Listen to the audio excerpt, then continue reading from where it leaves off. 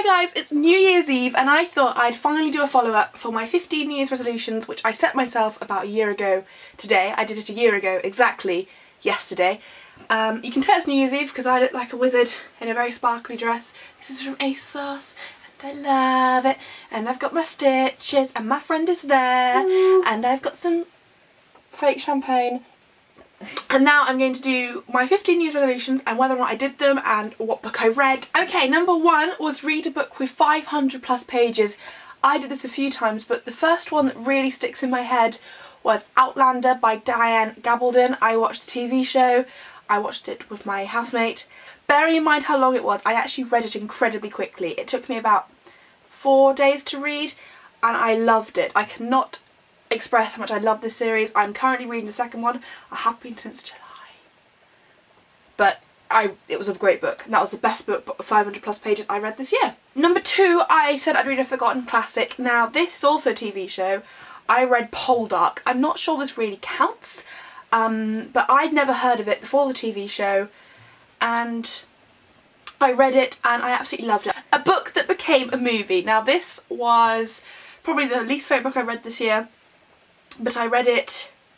It was the first book I read this year and I actually did a review for it. It's down below, and that was The Duff, and it is, I hate it and I fall into the hate camp. A lot of people like it. Four, published this year. I'm going to go with Jill Mansell's book. Again, I did a review for this which I'll link down below, and it's 3 Amazing Things About You. I love this book. It completely changed my opinion of organ donation. A book with a number in the title. Two. All the Boys I Loved Before by Jenny Han. I love this book, and I also loved P.S. I Still Love You. Both these books are 2 of my favourites of this year. I loved them, but that's my slightly tedious link. A book written someone under the age of 30.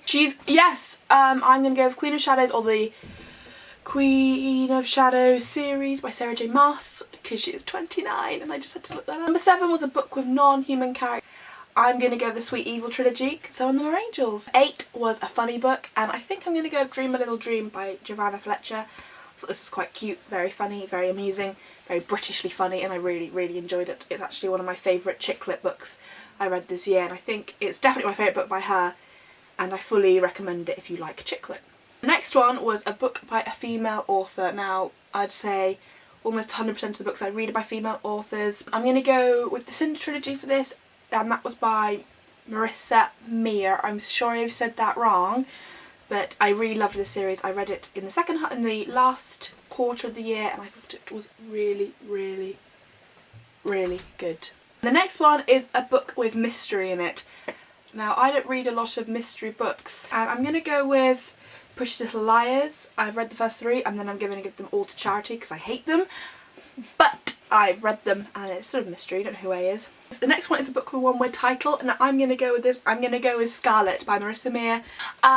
Read the first book by your favourite author. Now this is a bit tedious, but I'm going to use the Philosopher's Stone Illustrated Edition because I have read that this year. It's not on my Goodreads, but I have read it, and it is technically the first book by one of my favourite authors. So there you go. Philosopher's Stone by J.K. Rowling. With pictures. With pictures. The next one was a book your friend has picked for you, or your friend's favourite book. Now, one of my friend's favourite books is The One You Really Want by Giovanna Fletcher, and I read that this year. I actually finished it recently, but I really didn't enjoy as much Dream a Little Dream, but I thought it was okay. It was alright for chick lit, sort of average, but I did enjoy it. So that was Abby's favourite book, or one of her favourite books. And the next one is number 14, is a book of short stories. Now I finally read The Tales of Beedle the Bard by J.K. Rowling. I really enjoyed it. I can't believe I haven't read it before. I think I thought I had and it's just been there, but actually these stories were really lovely. I think obviously I'm a bit old, but if you love Harry Potter universe and you haven't read them, I fully recommend reading them. Number 15, a book set on a different continent. Now I'm going to go with The Raven Boys by Maggie Stiefvater. This is American. I'm English, as you can probably tell from my very much Queen's English accent. So most of the books I read are actually set in America or somewhere else in general, and yeah, so I just can see myself in my viewfinder. I'm like a happy bird. So the Raven Boys series, I started reading that. I've only read the first one, but I'm really enjoying it so far. Number 16 is a book of non-fiction. I believe when I filmed this I said it's probably going to be Carrie Hope Fletcher's. And yes, it was All I Know Now by Carrie Hope Fletcher. I love Carrie, I love her YouTube videos. I love Les Mis when she plays Eponine, and this book was really wonderful. It helped me through a lot. I actually have both editions. I've got the yellow and the purple, and I would recommend this 110%. I personally think I'm a bit old for it. I think 14-year-old me would have benefited a lot more from it, but I still go 5 out of 5 stars. I loved it. It helped with a lot of personal things, and I think it's really lovely, and it's very much her. You can hear it's her. I know there's been a lot of scandal of ghostwriters with YouTube, but I thought this was really, really good. Next one is a book I've heard about online. Now I'm going to go with the Lux series for this by Jennifer L. Armentrout. I heard about this online. I've heard about it spoken about on BookTube. I've seen it on Tumblr. I've read the first 3 books in this series and I love it. It's just YA trash and it's great. And if you want something that you can read in 2 days without any problems, not getting confused by plot, bit of a really hot just person, they are really rather wonderful and can't fault them. They're crap, but I love them. Guilty pleasure, a real guilty pleasure. I think the phrase that should go on your gravestone is YA trash. The next one is a book that scares you. Now I'm going to go with All the Bright Things. I think this book needed a trigger warning. I did film a video on it, but I never put it up because I wrote a Tumblr post about it and it got a lot of controversy. This book really affected me, and it needed, if you have to use trigger warnings for fan fiction, the way I see it is you should need them for books, you need them for DVDs, you need them for fan fiction. I think it should have said it needed a suicide warning. And yeah, wouldn't recommend it. People have compared it to Perks of being a wallflower, and it's nothing like that. All the Bright Places feels like a clumsy, bit crap shadow of Perks. I still really enjoyed it, and I've talked about this a lot because I still really loved the book, but it needed a trigger warning because people in bad places, it can be very triggering, obviously. The next one was a best-selling book. I'm going to go with The Red Queen. This was really popular in my Waterstones. It was always on the YA reverse bit, so, and I actually really enjoyed The Red Queen. It's got a bit of mixed reviews, but I really liked it. I thought it was a really good fantasy YA. It was very stereotypical and you could tell what was going to happen, but it was still great. I liked it. It's good. The next one is a book based on a true story. Now I'm going to go with All the Light You Cannot See. Technically it isn't a true story, but it is set in World War II France, and it sort of gives you a lot of historical facts weaved in, so I'm going to go with that one. I'm pretty sure that's the only one that's even loosely based that I've read, but it works, right? The next one was a book at the bottom of my TBR. Now this one I pulled out when I had the big book clear out earlier in the year. I got rid of 100 books and I got all my books out from my cupboard and I went through them, and this was one at the back, and I see this everywhere and I've talked about it in a few videos, Me Before You by Jojo Moyles, and I thoroughly enjoyed it. It was really good, and it was at the bottom of my TBR and I did read it this year, so there we go. Loosely, slightly tedious, but it's fine. Me too.